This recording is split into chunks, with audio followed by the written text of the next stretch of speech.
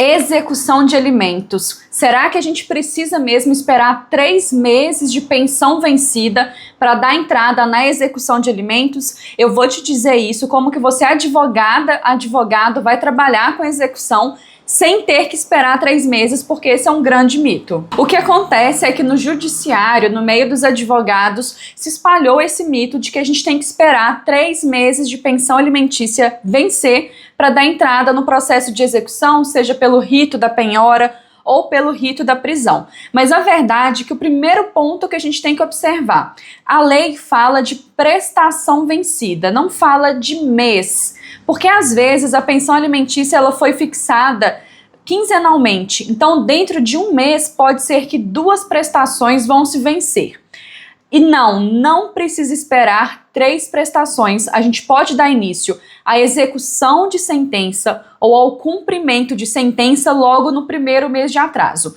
Só para recapitular, talvez você ainda não saiba disso, mas a gente fala de execução de alimentos quando nós temos um título executivo extrajudicial, uma escritura pública que fixou os alimentos, um acordo extrajudicial. E a gente fala de cumprimento de sentença quando temos um título judicial, como uma decisão provisória que fixou os alimentos liminares, ou então uma sentença fixando os alimentos definitivos. Entendida essa parte, você já sabe que não tem que esperar os 3 meses e tem essa diferença só da nomenclatura. A gente às vezes fala no dia a dia forense execução de alimentos porque é o mais popular de se falar. Mas quando nós temos então uma sentença, a gente fala de cumprimento de sentença. A lei, ela exige então que tenha ali a prestação vencida para dar entrada na execução, você não tem que esperar os 3 meses. O que pode, então, ter acontecido para surgir esse mito aí no meio dos advogados, principalmente daqueles que não têm tanta familiaridade com a ação de alimentos, com a execução de alimentos, com o direito de família em si. Pode ser uma confusão por conta do rito da prisão, que permite a prisão do devedor de alimentos. Lá no CPC diz que pelo rito da prisão, a gente pode cobrar até as 3 últimas parcelas vencidas. Então, as 3 parcelas mais recentes, que se venceram recentemente. A gente está aqui gravando esse vídeo no mês de fevereiro de 2026, então hoje eu posso entrar na justiça pedindo cumprimento de sentença pelo rito da prisão da parcela de janeiro, se a de fevereiro já tiver vencida, pode ser a fevereiro, janeiro e dezembro. Com isso, o genitor ele pode ser citado para pagar em até 3 dias, sob pena de prisão de 1 a 3 meses. Então, esse de 1 a 3 meses, que é o tempo de prisão, pode ter sido também um dos motivos que causou confusão e gerou esse mito.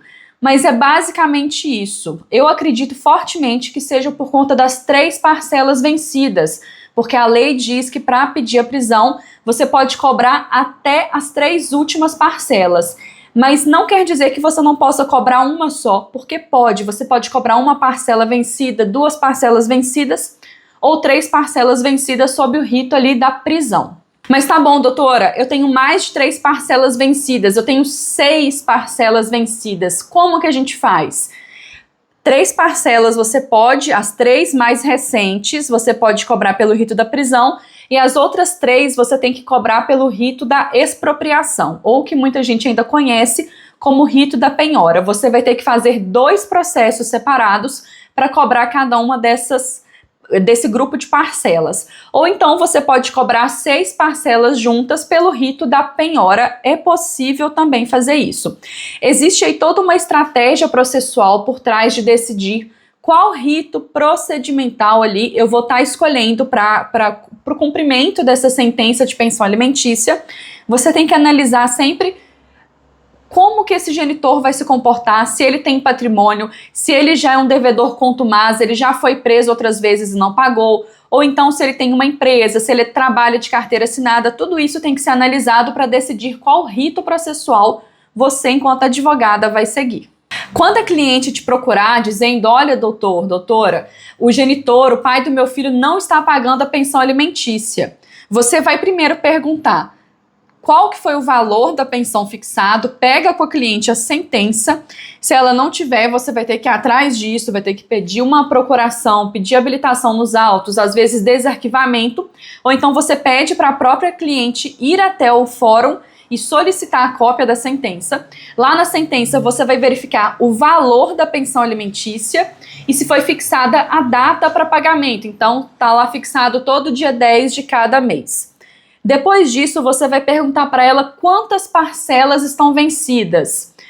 Se ela falar, por exemplo, que ele está pagando o valor parcial da pensão alimentícia, é muito importante que você peça para ela os comprovantes de pagamento para você ter certeza da diferença que vai ter que ser cobrada na justiça. Então você analisou, ela te falou quanto tempo tá sem receber a pensão alimentícia ou recebendo a pensão em um valor menor e você vai decidir qual estratégia processual você vai seguir.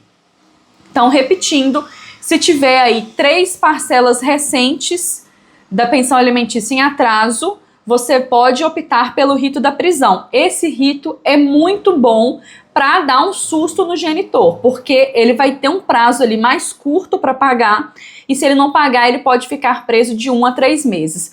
Só que a justiça, ela é lenta pra caramba. Primeiro, você vai entrar com o procedimento, com a sua petição inicial de cumprimento, o juiz vai dar o despacho inicial, a decisão dele, dizendo para citar o devedor para pagar em até 3 dias, sob pena de prisão.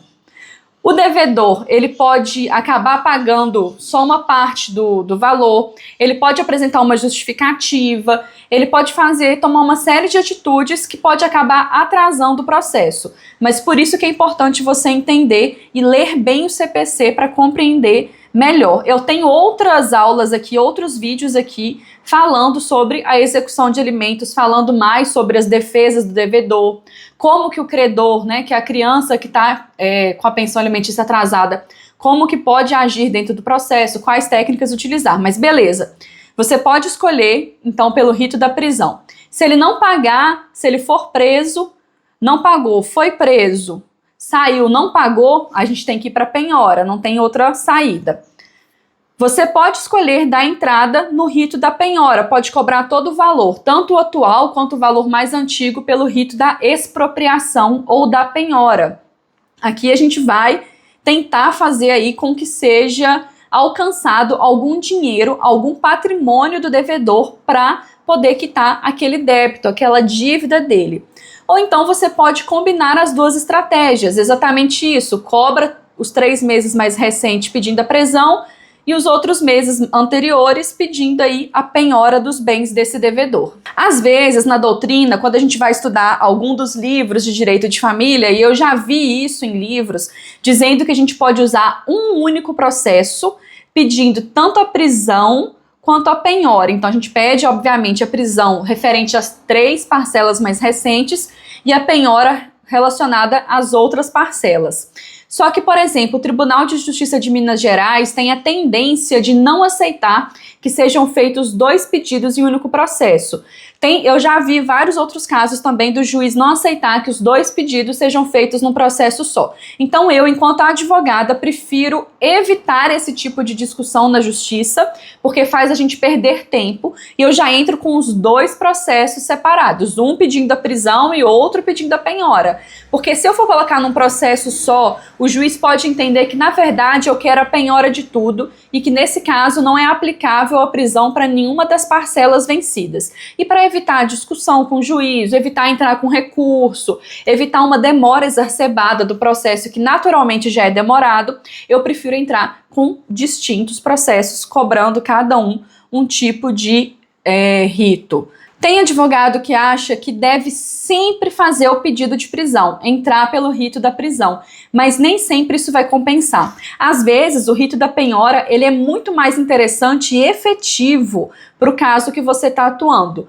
Por exemplo, se o devedor ele não tem endereço certo, se ele se muda com frequência, você não sabe onde ele mora, você vai ter uma dificuldade maior para localizar esse devedor para prisão. É claro que às vezes se ele for pego numa blitz, por exemplo, ele pode ser preso, mas aí o procedimento tem que ter corrido à revelia, ele tem que ter sido citado por edital, porque ele não foi localizado, e aí vai ser expedido mandado de prisão dele, e pode ser que ele caia numa blitz, por exemplo, e seja preso por conta da pensão alimentícia.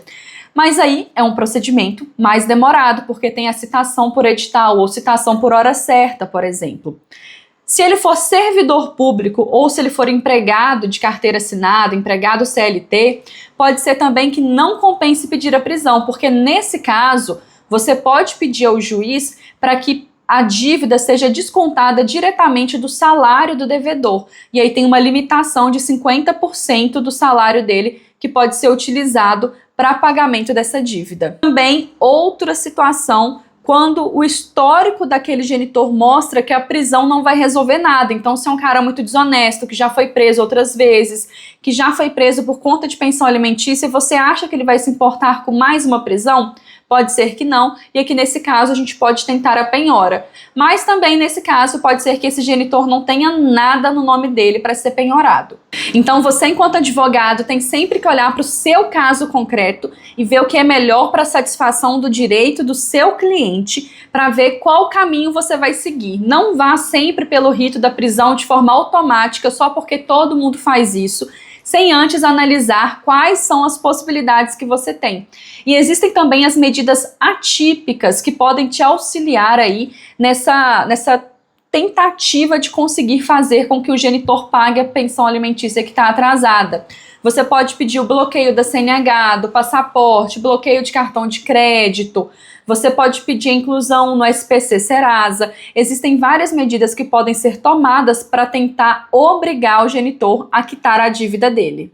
E se você quer aprender mais sobre direito de família, então eu te convido a se inscrever no meu canal, me segue no Instagram, o link está aqui embaixo. Tem um link aqui também para você receber uma planilha de gastos da pensão alimentícia para te ajudar aí, principalmente no pedido de pensão alimentícia, e você vai receber, é só você se cadastrar no link, você recebe de forma gratuita. Então se inscreva aqui no meu canal e continue acompanhando os meus vídeos.